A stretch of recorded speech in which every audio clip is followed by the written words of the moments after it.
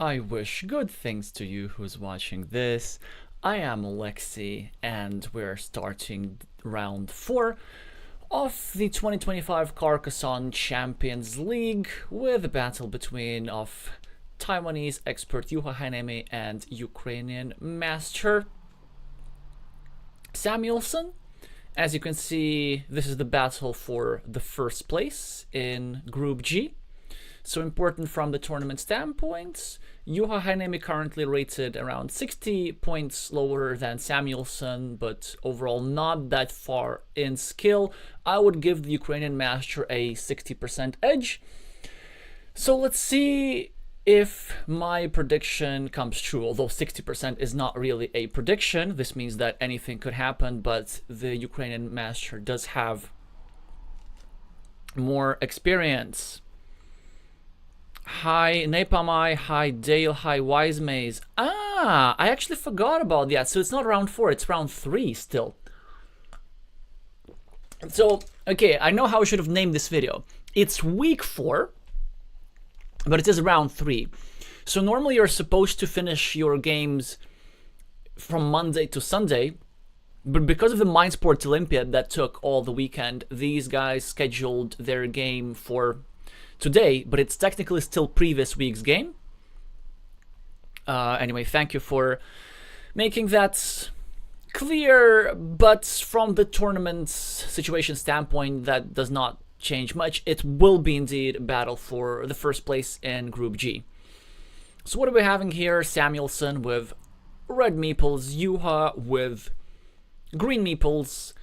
5 points extra on the scoreboard already. A 6-point farmer over here. But look at this. Samuelsson with his long road is now trying to work against this farmer and build this road in such a way that would loop around this farmer and basically entomb it.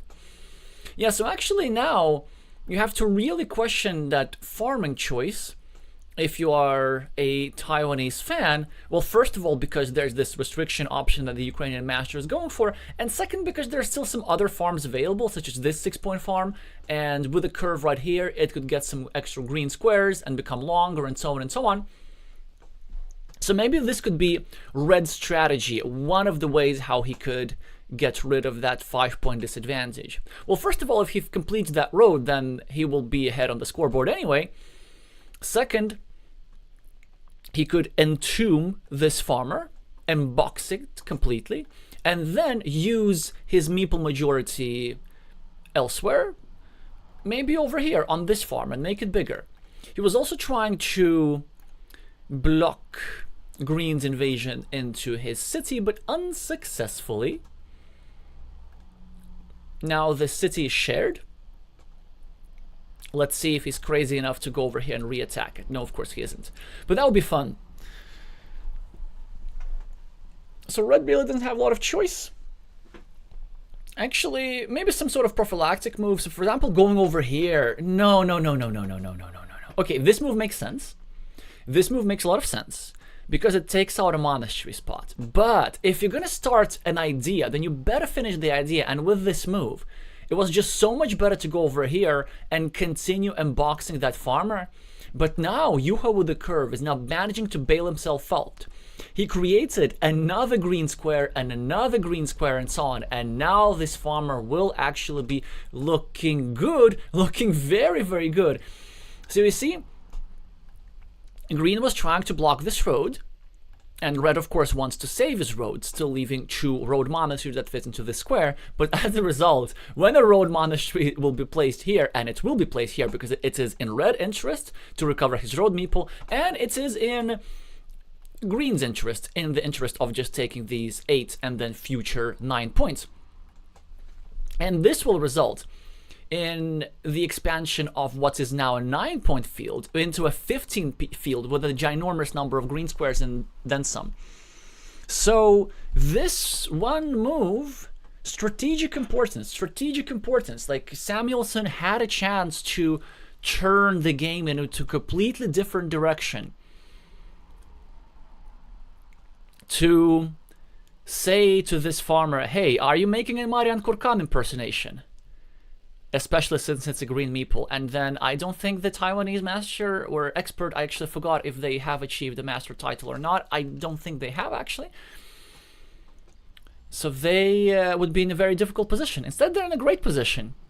Well, I wouldn't say great, but the position is more or less equal. So now, of course, red is forced to fight for that field. They're equal as the farmer, which is all good.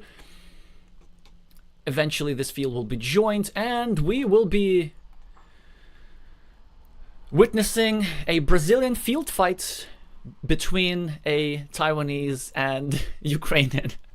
I guess it's like it sounds like one of those jokes where you know, like three people of different nationalities walk into a bar, but there was no intention behind anything like this. Hi Hugo. Hi. Oh yeah, I said already hello to Wise Base. Anyway, let's see how this game develops. Now the position is completely equal, and basically a lot depends on who draws this road monastery. If green draws it, green equalizes. All is lovely, like 8 points for the monastery, and I believe 7 points for the road. That's pretty much a wash, and actually favors green a little bit. If red draws the monastery, fantastic. 8 for the monastery, 7 for the road. Bam, 15 extra points on the scoreboard just like that. But there is one geometrical nuance about that monastery spot which I really like and which slightly favors red, who, by the way, now misguidedly starts an attack against the North Moat City. This is a move that could very well cost him the game, and I'm going to talk about later. Green is, in the meantime, doing what he should do, which is invading the farm, which is what red should have done. Red got himself the monastery, so I didn't really get to talk about the geometrical details of that monastery spot because it will be no longer relevant. But maybe if some of y'all are interested, we can address that after the video. So the reason why this is such a problematic move, and the move which will extremely likely lose the game for the Ukrainian, even if his monastery weren't blocked over here, but it is also blocked now, or very, very close to being blocked. He now will, of course, save it. There's still one tile that fits into the square, but even if he gets it, even if he gets it soon, actually Samuelsson's position is really difficult. Because he's now attacking a city, which will likely not be completed. And even if he's successful, which is still a big if, so we're going to talk about that a little bit later, but assuming he's successful, he's going to score like 12, 15 points, but he will be at a long-term meeple minority, which gives the chance for green to fight for a big field, and the field is worth way more than 15 points. If the farms are unified and if the city is there will be 7 completed cities on it for 21 points, and probably even more, so this could grow up to 30 quite easily. So this means that the value of a meeple on this board is more than 15 points. It's like a meeple on this board is close to priceless. And the reason why I'm sort of so confident about this, I mean, of course, there's some ways how Samuelsson could come back into this. Maybe he could just catch up on the scoreboard a little bit and make sure that this ruin combined with the scoreboard equalize the field, or maybe he could like make some sort of geometrical magic, which now looks increasingly unlikely as Yuha is trying to block his last meeple on a city. I had one practice game against former world number 2, the Brazilian Melvin Quaresma, and I won a big ruin which was worth like 20 points or something, or 21, but it was irrelevant because using the meeple advantage he won a field which was worth like 27 points and won by 6 points.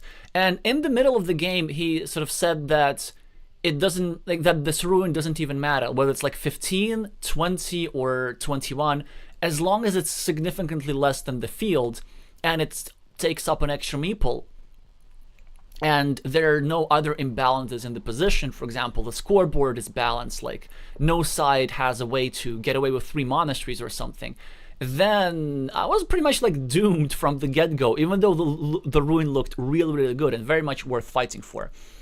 And now the ruin is blocked, which of course is the case. Now it will score something. It scores 12 or so, which again, for the price of one meeple, normally is not that bad. It's just on this particular board, especially now that Juha finally draws a curve to get himself this North farmer in. His farmers will be just unstoppable.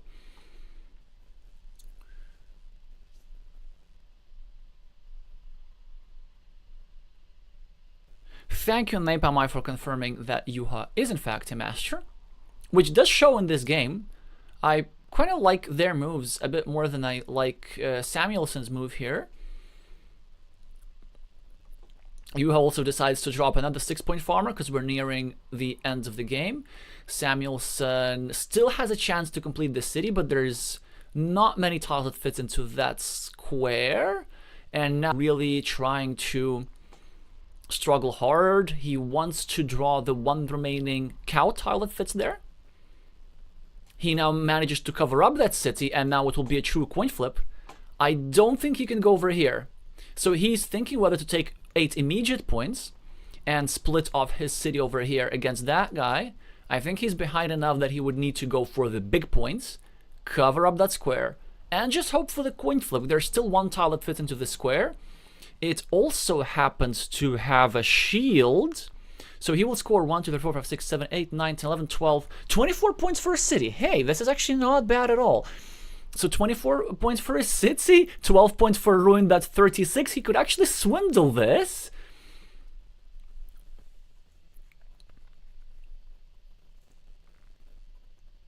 And what does Juha do? Juha simply just wants to win the coin flip, but there's nothing else that they can do. They can maybe set up themselves some scoring opportunities, perhaps. They can maybe drop up the city cap in a field if there's another city cap available to take 7 points. Of course, there's the starting tile still available. So they should maybe hope that if their opponent gets the cow tile, then they get the starting tile to score some more. So they have 1, 2, 3, 4, 5, 6, 7, 8. They're going to have 9 cities. Samuelsson completes the city, gets themselves 24 points on the scoreboard. Yuhaihanemi has the field point. They now have the road monastery, which is a fantastic tile for them because they get to score more. They should go over here for 6 points. I don't really see anything better. They will be giving a meeple back to Samuelsson, but that's actually not such a big deal. Also note that if Samuelsson draws the starting tile, then they get to go over here and meeple a 6-point road, which would be quite devastating. So a 6-point monastery does indeed come down for Juha. And Juha needs the starting tile to make sure that Samuelsson doesn't draw the starting tile themselves. They get a parallel city cap tile, which is good enough for a 3-point field, I guess, and a 7-point setup for their next move. That's probably the best that they can do.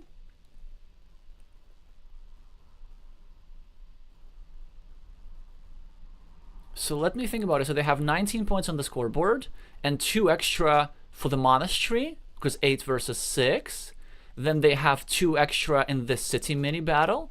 So that's 21, 23 extra points that they have, plus 12 for the ruin. That's 35. And the only thing that Juha has is 27 field points. So Samuelsson, as a result of this city venture, is actually ahead by a lot. Wise Maze is saying about that the extender to block the city wasn't a master move. Yeah, this move over here was indeed problematic, to say the least. It actually ended up helping his opponent more than bothering, because Samuelsson ended up using this tile in his own city, whereas had only Juha kept the city smaller, then actually Samuelsson would have only gotten 10 points for a city. Because at the time, before this was blocked, the only tile that fits into that square was a splitter. because all 5 Dorito tiles were already on the board. And with a splitter, first of all, Samuelsson would be getting only 10 points instead of 24 with the same probability. But second, he would actually be finishing 2 cities instead of 1, adding 3 extra field points comparison to Juha. So that's a 17-point difference. And because you can see that 15 point is the victory for Samuelsson, these 17 points made an absolute difference. Yeah, so it turns out that inadvertently the Taiwanese master kind of helped out the Ukrainian a little bit, but maybe they can manage to recover in their next game. Yeah, Anatoly here with the swindle and an extremely risky ruin ends up actually having that choice. Well, actually, it's not really justified. I mean, it did make his position difficult. He was forced to spend time without a meeple for a long time. He was bailed out by a coin flip as well. So both players, of course, playing quite spectacular Carcassonne, but maybe haven't fully woken up yet. Although I guess it has to be evening in Taiwan, so maybe they're sleepy. But it is broad daylight in Ukraine.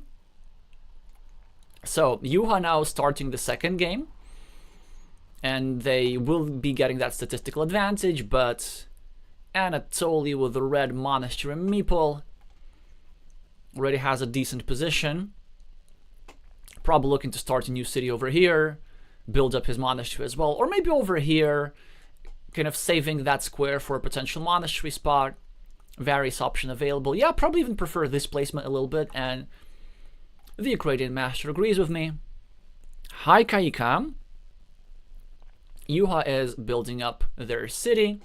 Samuelsson, of course, will come forward with a blocking attempt, going over here. That would be the best move. That would significantly restrict this square, given that only 5 big tiles are available, and that would expose an attacking platform against this city. And this is the move that he goes for. Juha, of course, gets a tile immediately to fit that square, which he probably should go for. But this will expose another connection platform against his city, but that's okay. First of all, it is actually better to have 2 connection platforms to your city than 1, because maybe if your opponent attacks from one side, you get to attack from another side.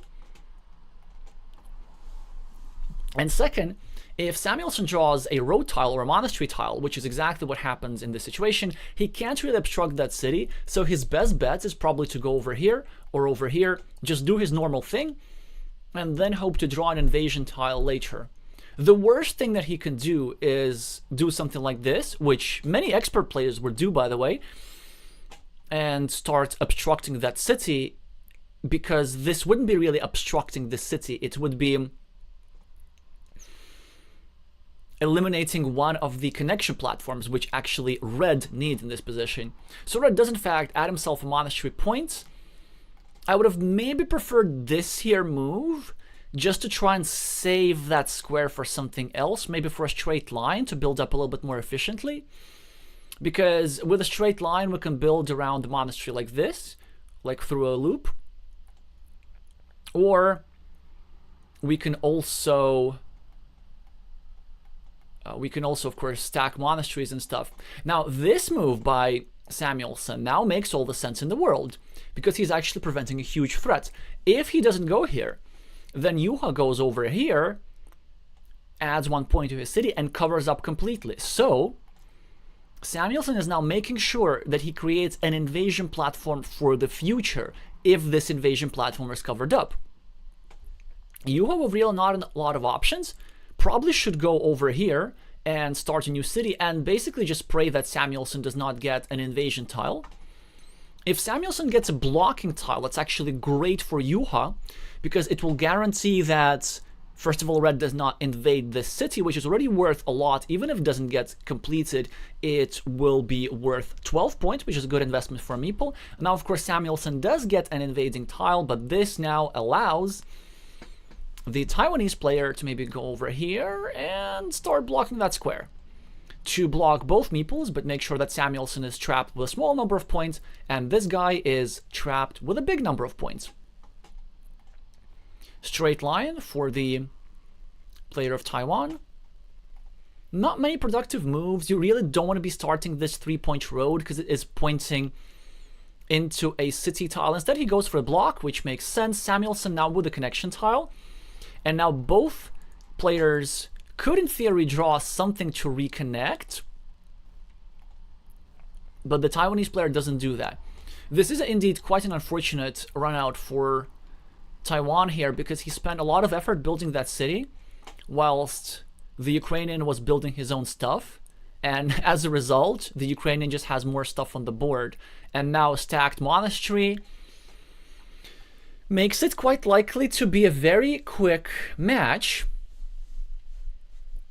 So what can you do about this?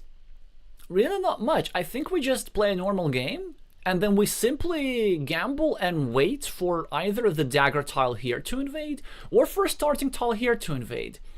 Neither of these squares look actually particularly dangerous because only one specific tile fits for invasion, but with these two squares combined, it gives a total of 6 tiles in the deck that allow such an invasion. So it's like a 15% probability every move that an invasion tile is going to be drawn.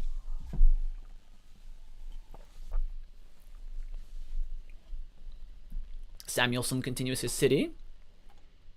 I expect the Ukrainian to try and block it. Okay, this actually also makes sense. He's trying to block something else, disrupt the monasteries a little bit. Seems to be a bit of an overreaction. Now, either an invasion over here or maybe covering up of his city on the right will be the move for the Taiwanese player. Given the fact that Samuelsson is at a temporary meeple disadvantage and invasion is much, much better, and the Taiwanese master recognizes that. Wise Maze is asking, would I have considered a self-invasion with this tile to prevent the current situation? The answer is no. Then we get blocked with 2 meeples a little bit too easily. And from the Taiwanese perspective, this situation would be along the lines that I'm hoping for. Because Samuelsson is the one that forced to place this tile over here, this thing that has just occurred, like a green meeple in this position, was statistically more likely than a red meeple in this position. Because green had the first crack of that platform. So it's a threat. Red needs to deal with it. But he also has other threats in the position. I think he chickens out a little bit. I think it was good to invade that city on the right because it's quite a threat in its own right.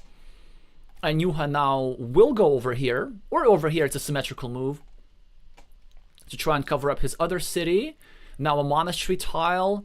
I hope that he finds the best move, but 1, 2, 3, 4, 5, 6, 7. Okay, this move actually also makes sense. But sadly for the Taiwanese player, he ends up really, really short. So what I would have done with this move, I would have just taken the 7-point monastery. Like, it's just way, way too good. Of course, we want to be covering up that square, but with one big tile still remaining, with one big tile still remaining, that block was still not that dangerous. Because if Samuelsson were to go over here with the city cap, he would just have to equalize the city, which is not that bad. What happened here is much, much worse.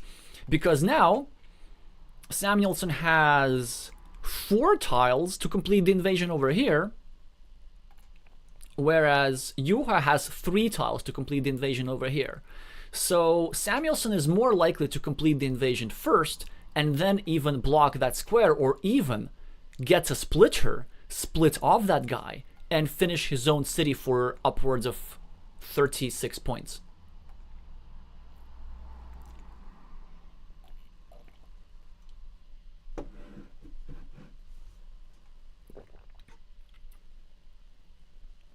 Samuelsson with a regular city cap.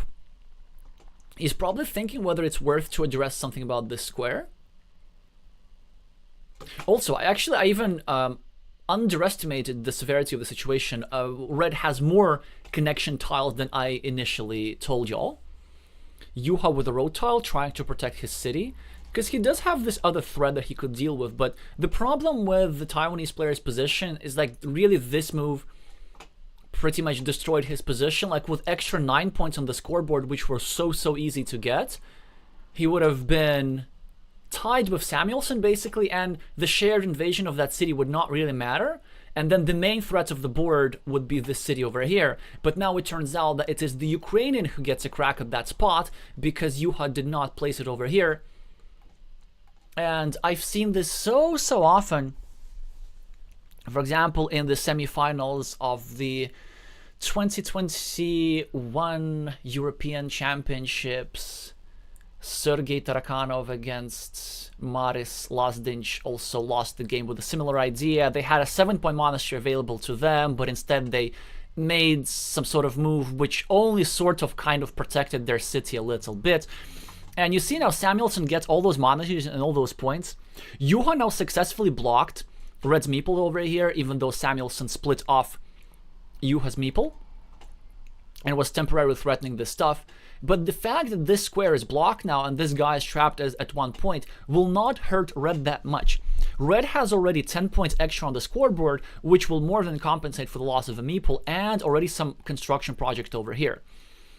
So really, the saving grace for Yuha in this position is this city over here, which he did manage to grow to make into a real threat. After all, still 2 tiles that fit into that square.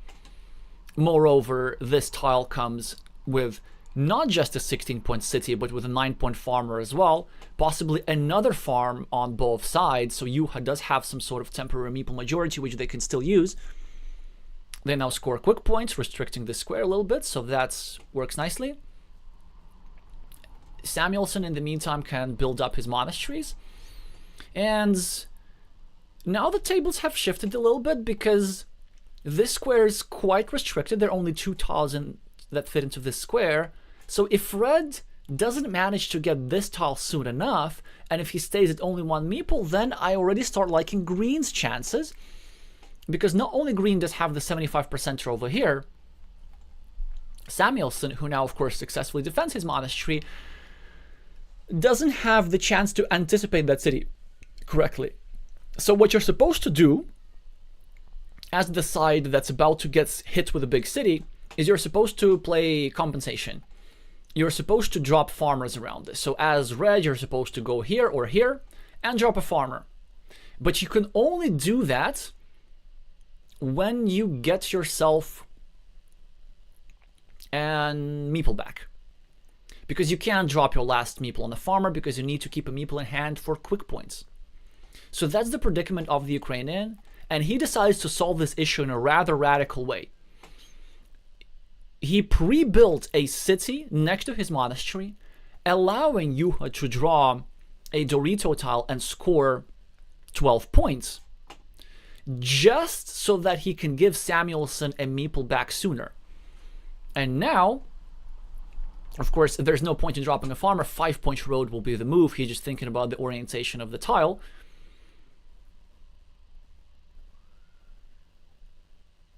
Decides to leave a city, a field side over here. Yuha gets his meeple back and probably drops another farmer because this field on the left is looking pretty good. He is thinking about this, and he does decide correctly that a farmer is absolutely worth it. So one of the 2 key tiles is drawn by the Ukrainian, who decides not to take 4 quick points, which is what I would have done, but instead they go for the farmer equalization move, also giving a meeple back to Yuha in the process. Yuha gets the second Dorito tile, so there are now Dorito tiles remaining, good enough to score quick road points. Still behind on the scoreboard, but 1 tile available still to fit into the square. Samuelsson probably with a point scoring move over here or over here. These 2 4-pointers look pretty enticing. Actually, this square is now quite severely restricted because there's only 1 vanilla tile and 1 road monastery that fits there. And probably what I want to do is the Taiwanese players that try to be super efficient here, not like that. I want to either score these 6 points over here, or I want to go over here and drop a farmer, or like I really want to do something very, very high scoring. Instead, he goes at the bottom and adds 2 points, which I guess is something that you could do, but there are only 10 tiles remaining, and you have 3 meeples. Like, it's time to do some real stuff in this game. You're down 8 points on the scoreboard. There is no guarantee that you're going to draw that stuff that fits here. And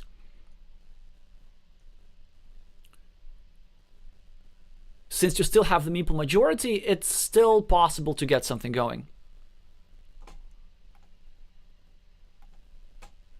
Samuelsson with a straight line. Quite a lot of options, but really probably looking to invest a meeple here. There's still an option of going on one of these squares and actually playing the compensation farmer. If you are the side that is ahead, you really want to steal that tempo from your opponent. But a move like this, just starting a 6-point road, is still possible, because there's still plenty of curves in the deck, and by plenty I mean 3, and he could go with double curves like this and actually meeple an 8-point road and complete an 8-point road. Yuha with the Road Monastery. Why did I say Road Monastery? It's just wishful thinking, because of course as a neutral observer I want the match to last as long as possible, and that would mean the Ukrainian losing here, so that the game is tied. Samuelsson manages to get himself a 6-point city via a splitter.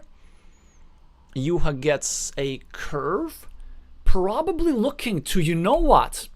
How about we drop a farmer here, and we try to use either the last vanilla tile or the last Road Monastery to invade over here. Instead, he goes for a similar idea. He tries to invade through this guy, but I would not have done that, because if you go over here, then you actually have a chance to win without the tile that fits into the square, if you ask me, because this meeple in and of itself is already scoring 7 points, which is a bit more than this monastery over here, and this farmer scoring only 3. And then you can drop a meeple somewhere in a good location that actually helps you win some. So what could you do? What could you do? Well, yeah, like if you go here, I mean, turns out that you would not have dropped a road, that you would not have gotten a Road Monastery, but this would have been a nice threat to set up, I guess, in a difficult position. Yuha was trying to complete his city, but the Road Monastery was drawn by the Ukrainian, who quickly calculated that it is worth spending to block that meeple, and he proved to be correct, with 2 suitable city caps still remaining, the one that the Taiwanese master has in hand, as well as the regular vanilla tile still lurking. Yuha will end up using the vanilla tile productively. If he draws it, he'll go over here and equalize Red's field, but really not many options for Taiwan here. Samuelsson with a dagger, and looks like a good time to get himself a 6-point road.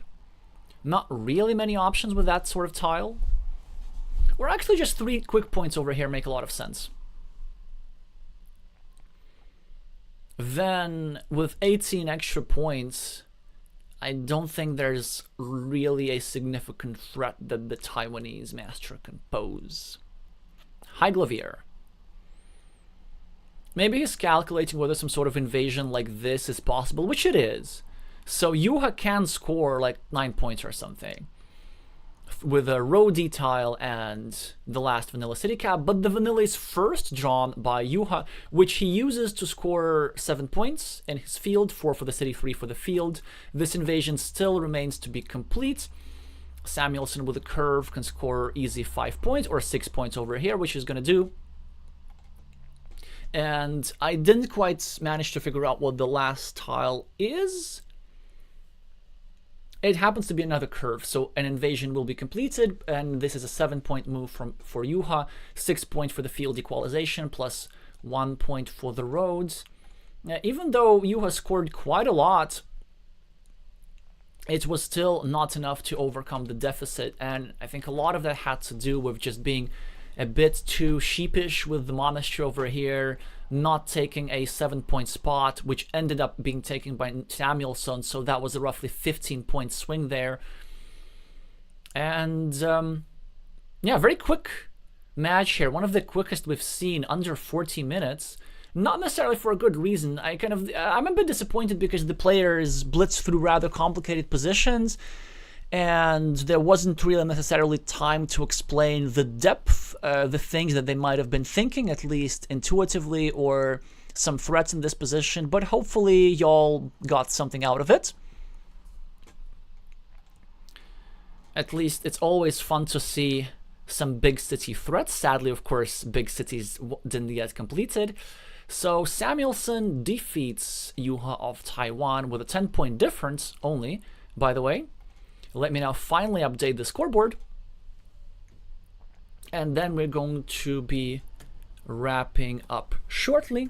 First of all, let's have a look at the tournament standings. Let me actually just correct it to round 3, and then also I need to remember to change the title and the thumbnail. So what else are we having? So Samuelsson now in sole lead, group 3, 3 wins in 3 matches, and as opposed to, and with other people here it's a bit more complicated, but let's have a look. So these are some recent results. Not everything has been updated. So the only player who has been eliminated almost mathematically from the tournament was Warto of Brazil, who has lost 3 matches now, as you can see, against Napalm yesterday during the Mind Sports Olympiad. And Napalm now should be with 2 wins. Yuhaihanemi with 1 win in 2 matches. Portgard in... where's Portgard? Also with 1 win in 2 matches as they... well, 1 win in 3 matches as they lost to Samuelsson and they lost to Erwin G, but they won against Napalm. And Erwin G with 2 wins because they won against Portgard and also yuhaihanemi. So it does seem that at the moment, well, at least these 3 guys are in top places. Samuelsson has pretty much guaranteed himself a qualification spot. And these 2 guys, the Latvian and the Romanian, are pretty close. There will be some decisive duels between these 4 coming up in the next 2 rounds, so we will be observing the situation in Group G closely. And finally, plans for the immediate future. So there are some matches that are going to happen. On Wednesday, I'm playing against Easton of Hong Kong. This one I will not be streaming. Then on the evening of Wednesday, 2000 UTC, we have 2 matches going on at the same time, and you might have seen that there's a poll on my community tab about which match is more preferable. So if you want to influence which match we're going to watch, you can go ahead to the community tab on this YouTube channel and vote. I also, as one of the options, put a potential attempt to try and follow 2 of these matches at a time, because I expect them to proceed at different paces. Both of these players tend to, if not take their time, but like play at a medium speed, whereas Oscaridis is very, very fast, one of the fastest experts probably in existence. So I do expect for this match to be blitzed out quite soon, and this could last over an hour, maybe hour and a half, something like this, especially if the Frenchman manages to pick off a game from the reigning champion and send the match into overtime. So these are the plans. Still working and editing my recap video from the Mind Sports Olympiad. I actually managed to record a lot of footage and make quite a lot of progress, so y'all should expect it sometime soon. I'm excited to be posting that. So if you want to stay tuned for all these things, make sure to subscribe unless you already have, and click the bell notification icon, because otherwise YouTube doesn't show notifications even to subscribers. Make sure to meeple the like button if you enjoyed something about this video. That helps with the algorithm quite a lot. Thank you all so much for watching, and I'm gonna see you soon.